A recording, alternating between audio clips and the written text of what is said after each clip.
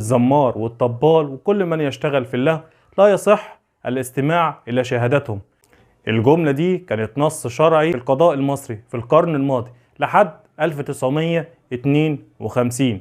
وهنا النص كان بيختص الفنانين بحجة ازاي كمحكمة هقبل بشهادتهم والناس دي بيتقنوا الكذب. ولو ركزت في النص الشرعي وركزت في تفاصيله هتعرف الناس دي كانت مكانتهم الطبيعية ايه، ومكانة المشخصاتي فقط لا غير. لا هم قامة ولا قادة ولا قدوة، لكن للأسف في وقتنا الحالي احنا حطيناهم في مكانة غير مكانتهم اللي المفروض يتحطوا فيها. بقى هم الأمان وهم السند وهم المثقفين وهم النخبة.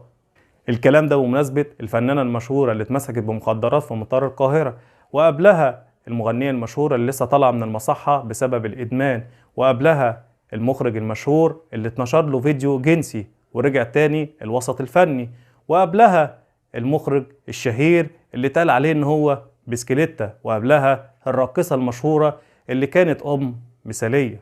ودي بعض الأسماء والقائمة تطول. اللي انت بتسمعه ده وبتشوفه يعرفك قد ايه حقيقة المجتمع ده. وسط أباح للست انها تبين حتة من جسمها عشان بتوصل رسالة والفن رسالة، وأباح للراجل انه يخلي مراته تتحضن قدامه وتتباس قدامه باسم الفن والفن رسالة. فما تستغربش من كتر اللي بتسمعه من فضايح وكمية سفالة وقلة أدب.